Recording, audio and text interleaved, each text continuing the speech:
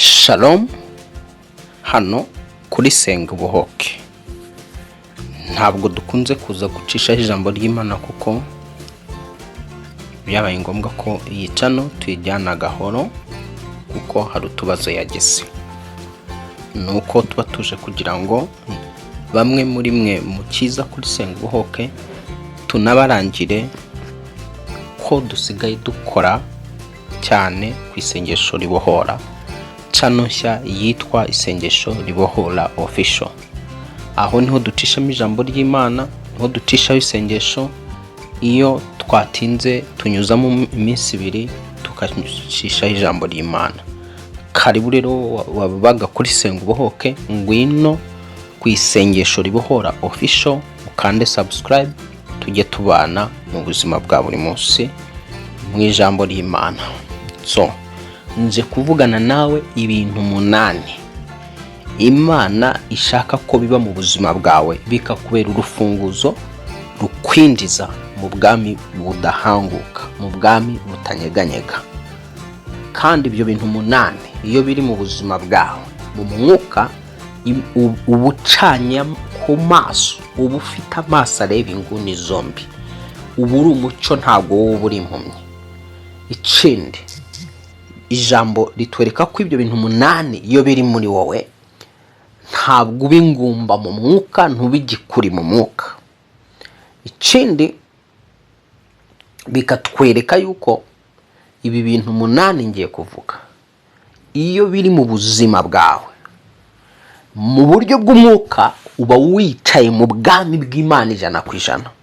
Mu buryo bw'umwuka uba uri mu bwami butanyeganyega kandi ubukomeye pe muri ubwo bwami.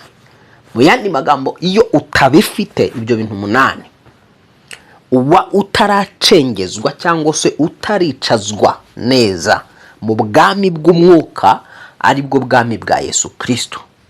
Mu isi y'umwuka hari ubwami bubiri. Hari ubwami bwa Yesu Kristo, ari bwo bwami bw'Imana, bufite abayoboke, ababubarizwamo, abo buyobora, kandi bushinzwe no kurinda abo buyobora, bukita no ku mibereho y'ababurimo. Nk'uko usanzwe uzi neza yuko ubutegetsi bwose bwo mu isi hari icyo buba bugomba abo butegeka, bukaba buba bubashinzwe, niko no mu mwuka ikitwa ubwami bw'Imana igihe wabwinjiyemo neza buragushinzwe. Imibereho yawe ireba ubwo bwami, umutekano wawe ureba ubwo bwami bw'Imana iyo wabwinjiyemo neza. Reka rero mbanze senge mbone gukomeza nganira nawe uri kuri senga ubuhoke. Data, mu izina rya Yesu Kristo, izina riri mu buzima, ririmo intsinzi, rikiza ibyugarije umubiri w'umuntu n'ubuzima bw'umuntu, izina rya Yesu Kristo riri hejuru y'amazina yose akomeye yabaye ku isi n'azabaho. Izina tuboneramo amahoro, kunesha, tuboneramo ubuzima bushyitse, tuboneramo kubabarirwa mu ibyaha n'ibicumuro byose, likadukuraho urubanza, ligashwanyaguza inzandiko ziturega hano mu isi, turegwa n'abantu banyuranye, turegwa n'isi y'umwijima. Ibyo birego bigacibwa, bigakurwa kuri nge, bigakurwa kuri ryizera. Yesu Kristo ndaguhamagaye umwanya tugiye kuganira ibi bintu 8 bigomba kuba mu buzima bwakumenye. Ndasaba kugira ngo uje hano ku isengesho ribohora official, uje hano kuri senga ubuhoke mu izina rya Yesu Kristo, ariko akabasura n'isengesho ribohora official, ahezagirwe n'ibi bintu 8, uce muri iri jambo mwubaka umukomeza. Nanjye ubwanjye riciyemo nubakike cyane, ninjizwe mu bwami cyane, nimikirwe kuba umwe wo mu bwami bw'Imana budahanguka, butanyeganyega, butazigera bunyeganyega namba. ni mu izina rya Yesu Kristo risumba amazina yose, amen. Nari ndimo nkubwira ko tuje kuvuga ku bintu 8 buri wese wizera cyangwa se ushaka kumwizera by'ukuri akaba yifuza ubwami bw'Imana no kububarizwamo bigomba kuba bimurimo. Ibintu 8 bigomba kuba biri muri wowe. So ubu bwami bw'Imana rero nandi nkubwe nk'uko ubutegetsi bwo mu isi bushinzwe, ubuyobozi bwo mu isi bushinzwe abo buyobora kubakira ibikorwa remezo, kububakira amavuriro, amashuri, imihanda, amashanyarazi, kubazanira ikoranabuhanga n'ibindi. Ibyo abayobozi batuyobora baba bishinzwe kugira ngo batugezeho ibyo bintu by'ibanze. Uko niko mu bwami bw'Imana baburimo hari ibyo ubwami bw'Imana bugomba ba wundi muntu wabwinjiyemo, ububarizwamo, ububamo. Noneho rero ibi bintu 8 bikwemeza yuko igihe bikurimo wowe uba wicaye muri ubwo bwami neza bwa Yesu Kristo budahanguka. Hari n'ikindi gice cy'ubwami rero bundi byo twita ubwo mwijima, ari bwo bwami bwa Satani. Ubwo bwami bwose bukora mu buryo bw'umwuka, ntabwo bukora mu buryo buryo bugaragara, bukorera mu mwuka. Bwaba ari ubu bwa Satani bw'umwijima bukorera mu mwuka, bukagira ibikorwa bugaragariramo, n'ubwami bw'Imana bukagira ibikorwa bugaragariramo. Hari umuco uranga ubwami bw'umwijima n'ingeso ziranga ubwami bw'umwijima, cyangwa se nk'uko mubizi yuko buri gihugu cyose kigira umuco wacyo, niko ibyo bihugu byombi bibiri mvuze bigira umuco, kandi umuco utandukanye. Umuco w'ubwami bw'umwijima aribwo bwami bwa Satani bufite umuco wabwo. Umuco w'ubwami bw'Imana nabwo, ubwami bw'Imana nabwo aribwo bwami bwa Yesu Kristo bufite umuco wabwo. None reka rero gusomera ijambo ry'Imana ntangire ntondagura ibyo bintu 8, hanyuma dusoze dusenga. Gubwa neza muri Kristo. Wagendaga ukaba ufite ekuteri zawe muri telefone, zishyiremo neza. Wari wicaye, icare mu mwanya utuje, tuganire ijambo ry'Imana. Nitujya no gusenga, dusengane nawe uri mu mwanya umwe. Ijambo rirambwira ngo bari mu mwanya umwe bahuje umutima. Iyo ushaka guhura n'ibitangaza by'Imana n'imirimo y'Imana, bigusaba kugira ngo uri mu mwanya umwe. Iyo tuvuga kuba mu mwanya umwe, ndavugana nawe mu bitekerezo byawe, ndavuga ibitekerezo byawe bikabiri mu mwanya umwe, bitagushabuka, bitagutarukamo, bitarimo birasimbuka. Hari kunshobora kuba mvugana nawe usa nkumva ari kutumva, igitekerezo cyawe kiri gusimbuka kikaba cyakuvuye kuri ibindi kuvuga, sanga cyakujyanye bunaka. Umuntu ni munini mosheri, umuntu ni munini. Shira ibitekerezo byawe hamwe rero ube mu mwanya umwe, tuganire iminota mike cyane. Ijambo rishobora kugira aho rikuvana rigacindura rikaza n'impinduka mu buzima bwawe bw'umwuka. Ibintu 8 reka tubitangire rero. Ibi bintu 8 twihute mu byanditswe byera, dusome Petero wa 2 igice cya mbere kuva ku murongo waho wa 5, turaza kugera ku murongo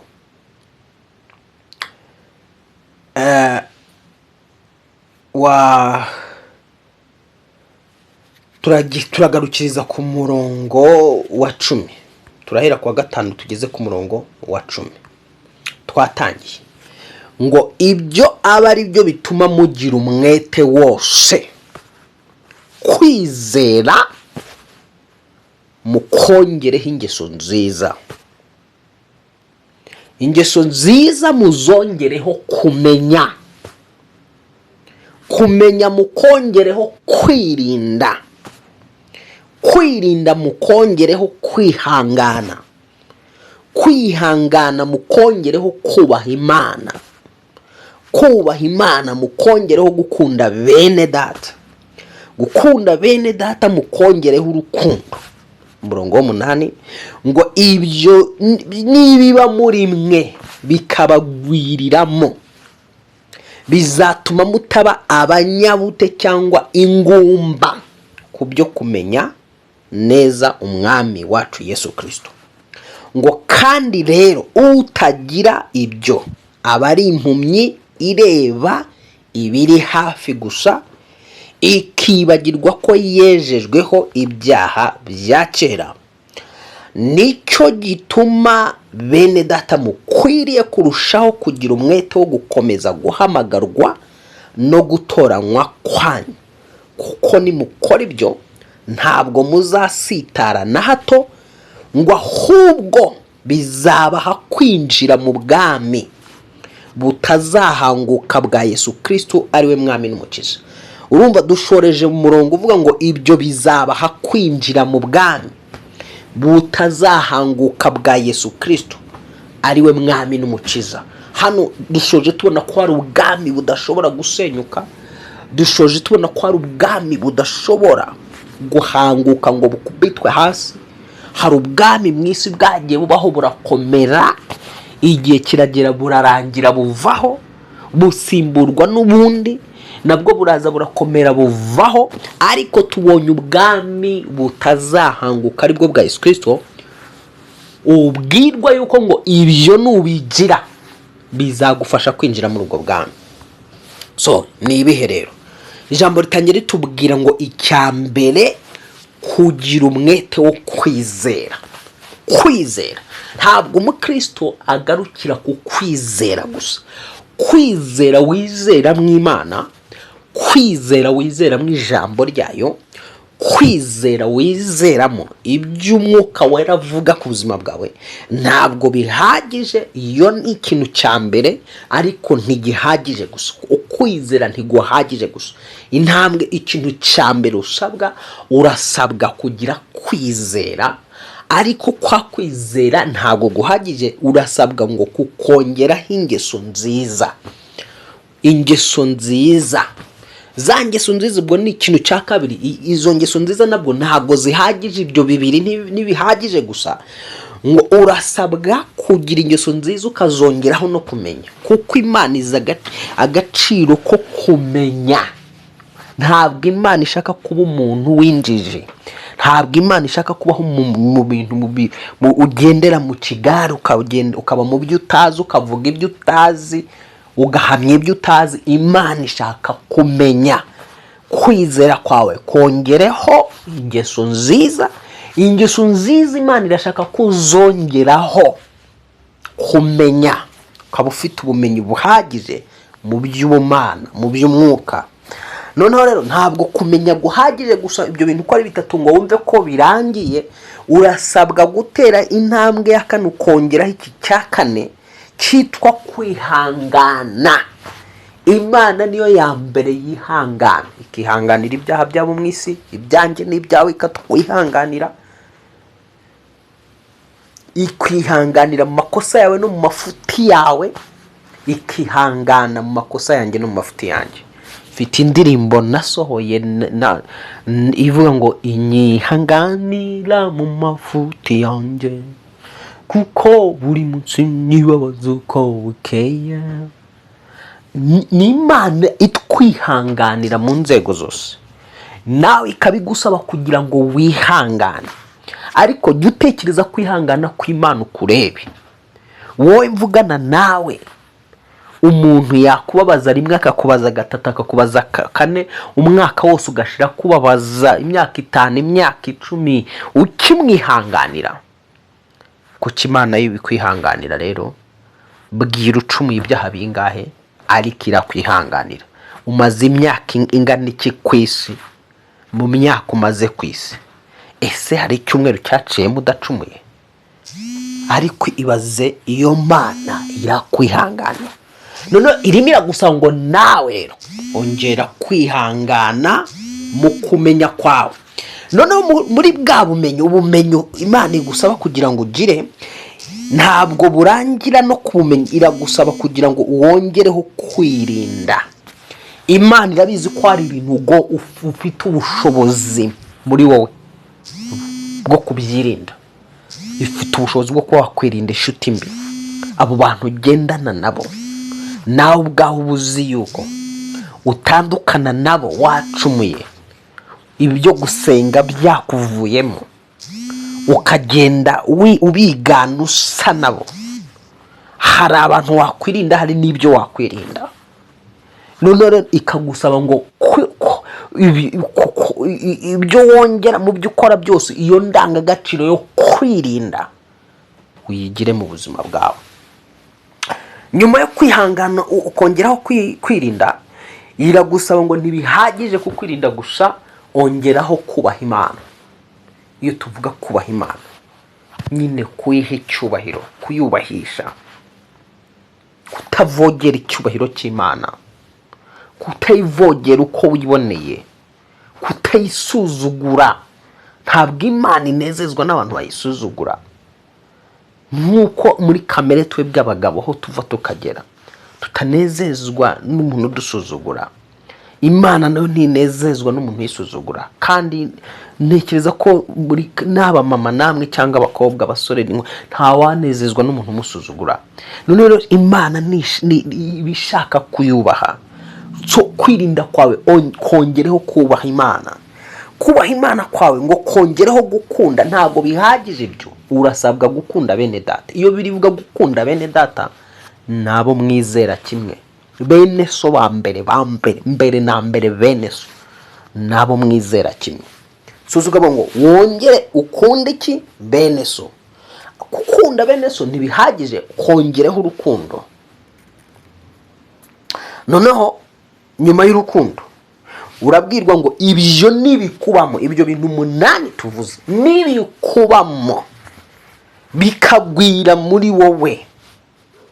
Ijambo riravuze ngo icyambere nibimara kugwira muri wowe, ibyo bintu 8 nibimara kugwira muri wowe, icyambere ngo ntuzaba umunyabute, nta nubwo uzaba ingumba, ngo kubyo kumenya neza umwami wacu Yesu Kristo. Hari abantu babaye ingumba kubyo kumenya Kristo, bataramenya Kristo niki mu buzima bwabo, Kristo niki mu mibereho yabo. Ese wowe uzi Kristo icyo ari cyo mu buzima bwawe? Kristo arenze uko umuvuga n'uko umutekereza. Kristo ni ubuzima kandi atanga ubuzima. Kristo ni ukubaho kandi ngo aduhesha kubaho.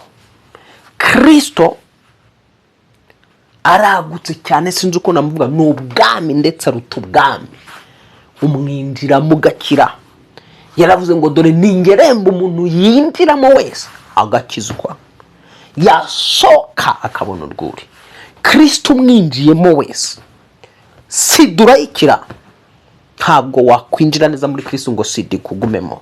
Ntabwo wakwinjira muri Kristo neza wese ngo hagire indwara gusigaramo.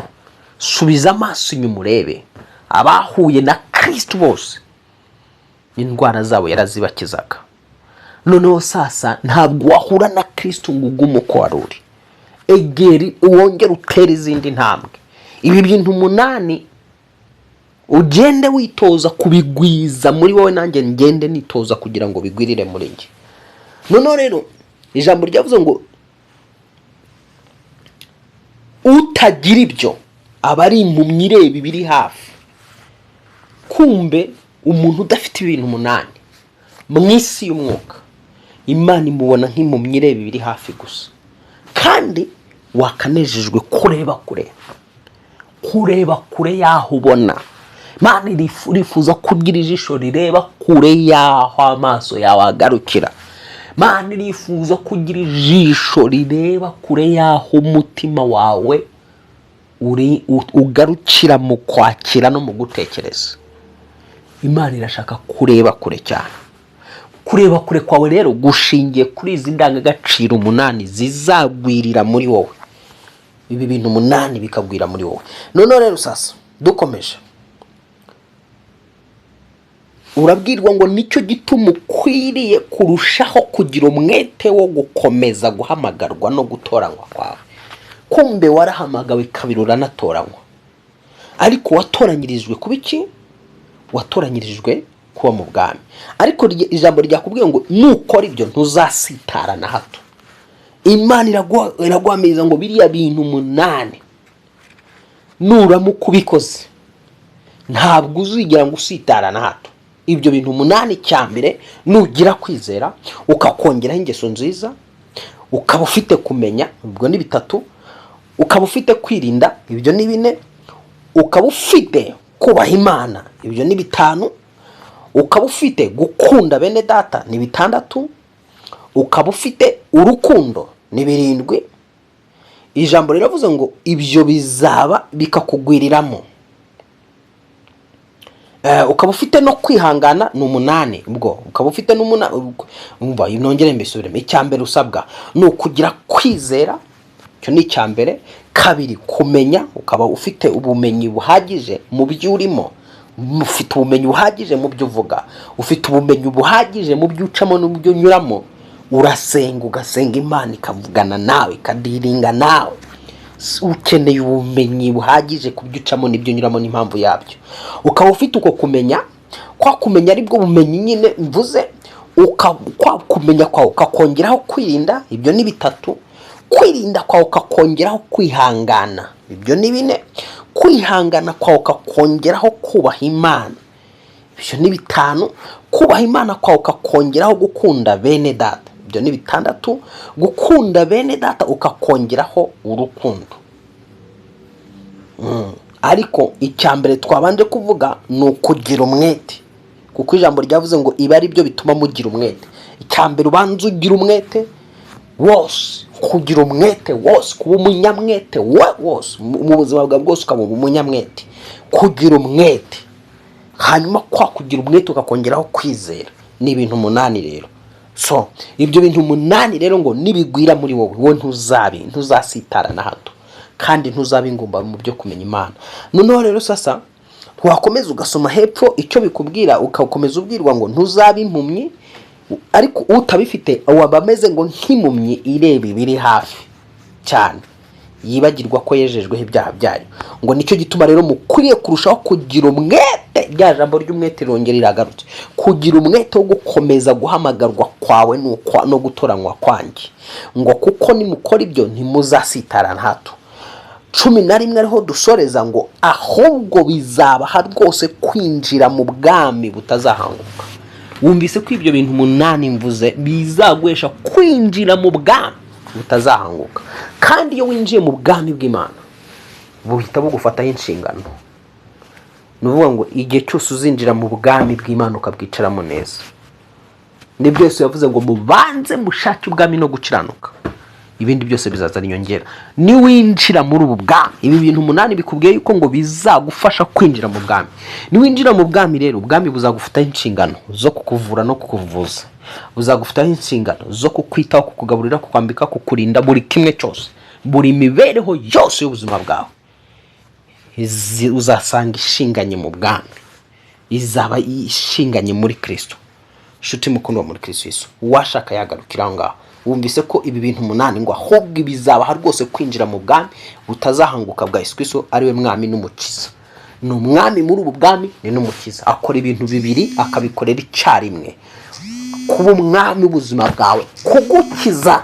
Iyo tuvuga ngo ni umwami n'umukiza, ntabwo akiza ibyaha gusa, aragukiza imivumo, aragukiza karande, aragukiza imyuka y'abarozi, aragukiza ubupfumu n'ubukonikoni n'uburozi bwose, aragukiza ibitongero, aragukiza imyaku, aragukiza imikoshi, nta na kimwe, byose aragukiza. Ni umwami n'umukiza icyarimwe, ajuaje ebyiri, yani yeye anacheza mechi 2 kwa wakati mmoja. Yuko tayari kutenga na vifungo mbalimbali, yuko tayari kurushusha uponyaji na uokovu ndani yako, akakuokoa. Yiteguye kukurokora, yiteguye kugukiza. Imana amahoro igumugisha, Imana amahoro ikugirire neza. Ndagusengera nisengera mu izina rya Yesu Kristo kugira ngo ibi bintu 8 Uwiteka biguterekemo, Uwiteka guterekemo umwete wose mu izina rya Yesu Kristo utandukane n'ubunebwe n'ubuteko byo kumenya Imana. Mu izina rya Yesu Kristo utandukane n'ubunebwe n'ubuteko bwo gusenga. Mwuka w'ubunebwe wari ukurimo kuvemo, wari undi mu mvemo.